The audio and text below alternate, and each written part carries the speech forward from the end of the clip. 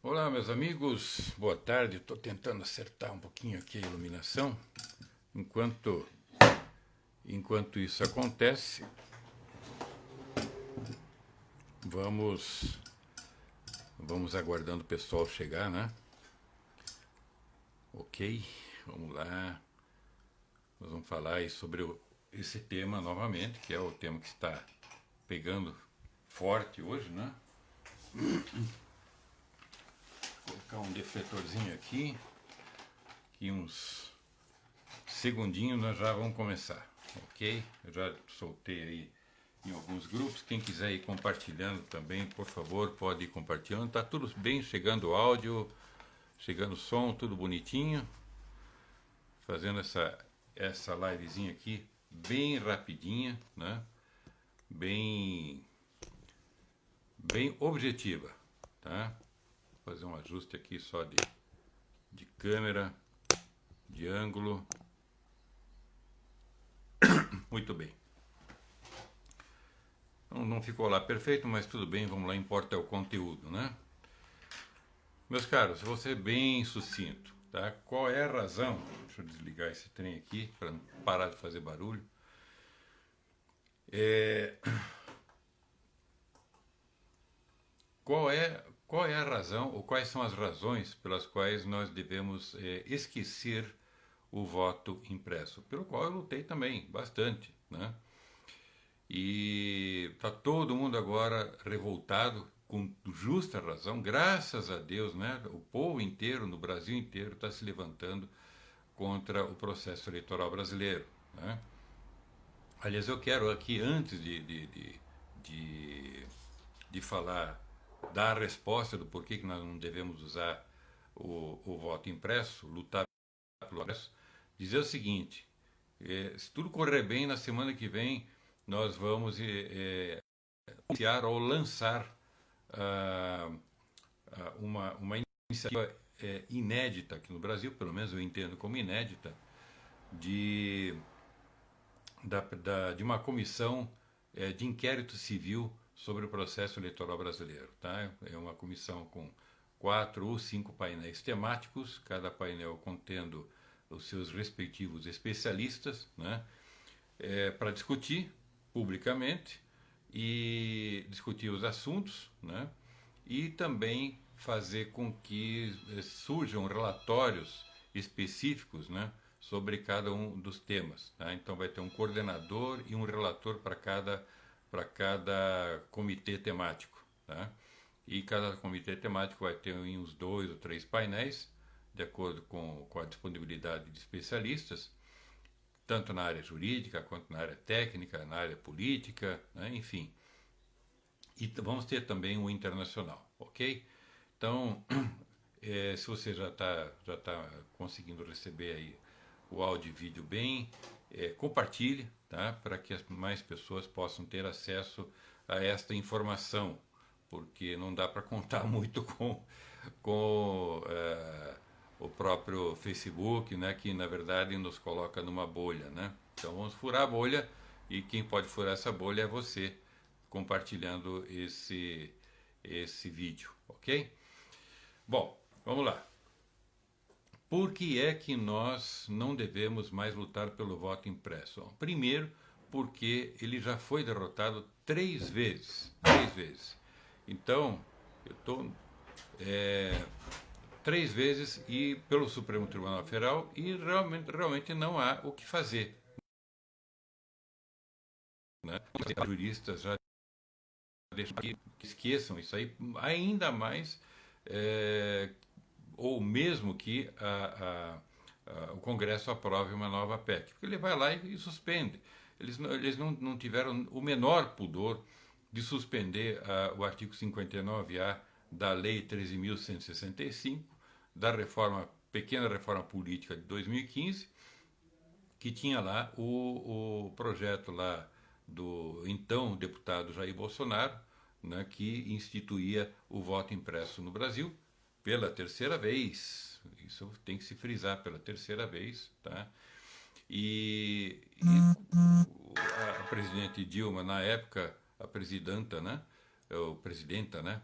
É, vetou e o Congresso derrubou o veto dela com mais de 470 votos na Câmara, né? Então, realmente foi assim avassalador, né, o negócio. Bom, eles tiveram capacidade de fazer isso, a coragem de fazer isso, né? Então isso já fica sacramentado praticamente, né? Não tem muito o que fazer. Mas o motivo, não é só esse motivo do STF, tá? Existe um outro motivo, tá? O sufrágio universal, ele se completa, ele se realiza de forma completa desde o momento do voto até o escrutínio, tá?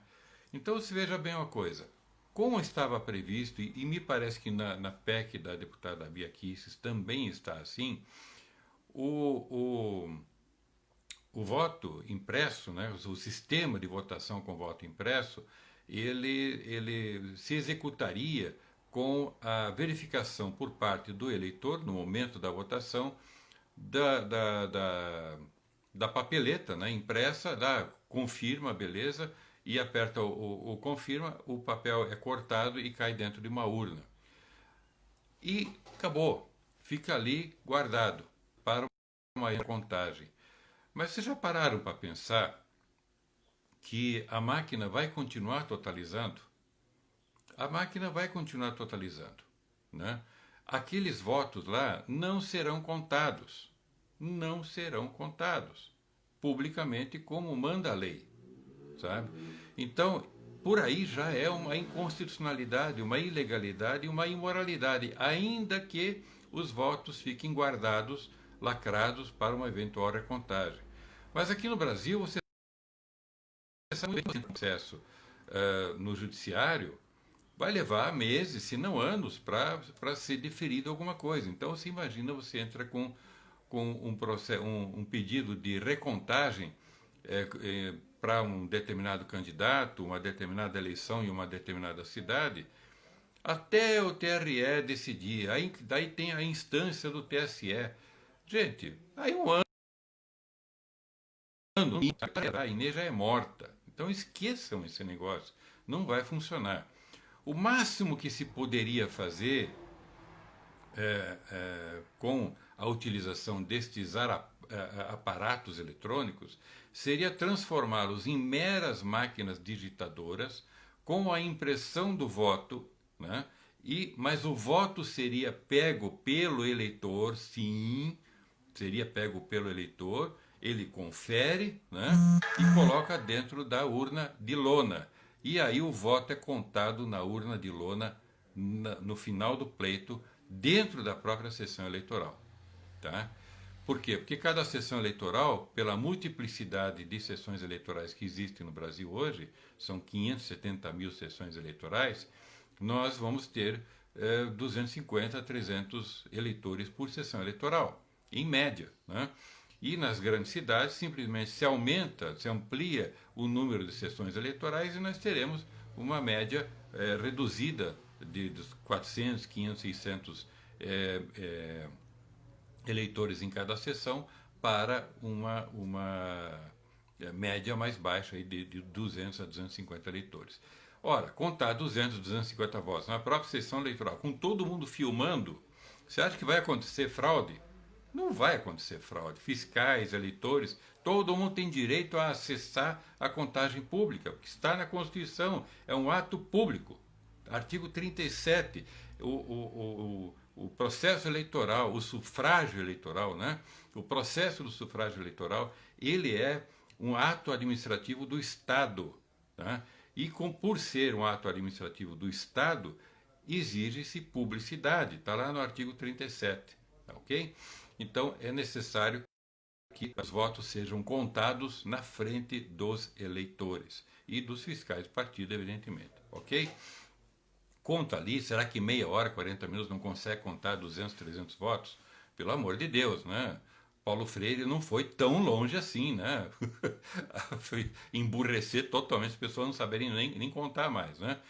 Então, conta ali, lavra a urna, o boletim de urna, todo mundo assina, bota lá a ata, bota o boletim de urna na parede e isso está previsto na legislação, está previsto nas resoluções do TSE.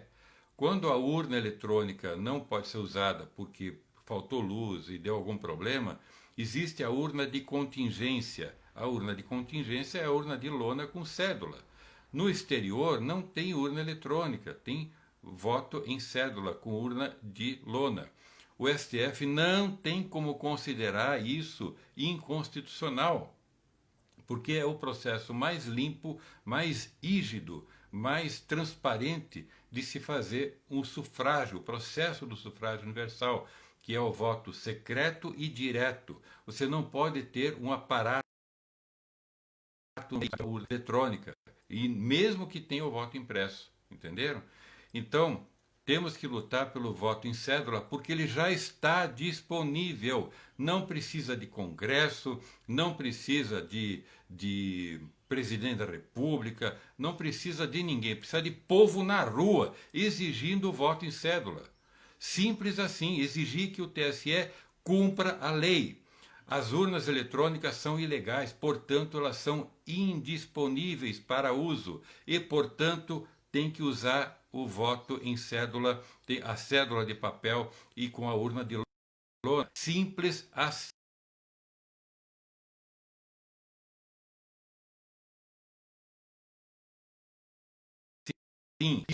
Você pode pedir o voto em breve, no papel, urna de lona, porque já está tudo disponível. Não caiam nessa história de que é atrasado, que é retrocesso, porque o Japão utiliza, a Alemanha utiliza, a Coreia do Sul utiliza de alguma forma, né? Depois eles lacram as coisas lá, etc. Mas é também no papel, o voto físico existe no papel. Vários estados americanos, a maior parte dos estados americanos é voto no papel, ainda que seja por correio ou seja por escaneamento, tá? Então é o voto em cédula, o voto no papel que funciona. É por isso que os Estados Unidos estão conseguindo fazer a recontagem dos votos. É por isso que estourou esse escândalo todo. Porque se fosse só o voto eletrônico, existiria o escândalo, mas não teria como comprovar. Aqui no Brasil, como é que vão comprovar as fraudes que houveram já nesse primeiro turno? Declaradamente houveram no primeiro turno, inclusive com sumiço de votos por parte de candidatos a vereador, como está pipocando pelo país inteiro. Então, vamos lutar por aquilo que está pronto, aquilo que está disponível, né? Então, dessa maneira, a gente vai conseguir, se nós todos sairmos às ruas, exigir o voto em cédula já para o segundo turno, em todas as cidades onde precisa, principalmente São Paulo, porque eles querem empurrar os comunistas lá. Já tem 2 comunistas na final. Eu acho que tinha que pedir a anulação das eleições em algumas cidades. São Paulo deveria ser anulada a eleição, tá? Mas de pronto mesmo. O deputado Daniel Silveira entrou com pedido de das eleições, e eu acho que nós devemos pedir a anulação das eleições imediatamente e a implantação daquilo que está pronto, que é o voto em cédula, ok?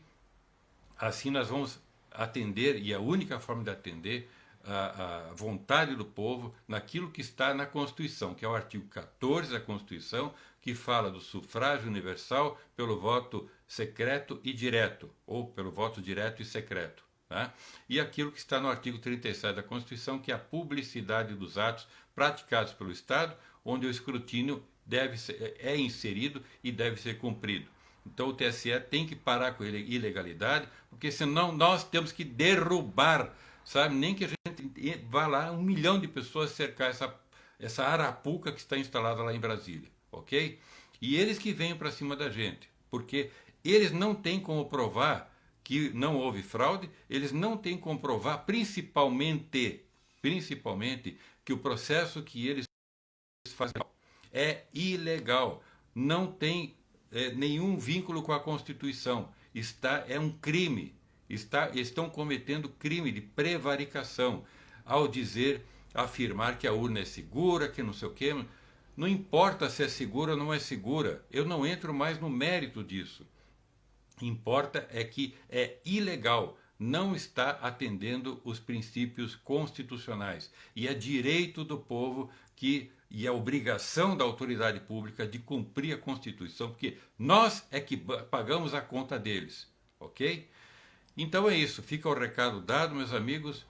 Voto em cédula, voto no papel, urna de lona, tudo pronto, não custa nada, é baratíssimo isso aí, não precisa gastar bilhões com máquinas, com porcarias, ok? Vamos em frente, um grande abraço, fiquem com Deus.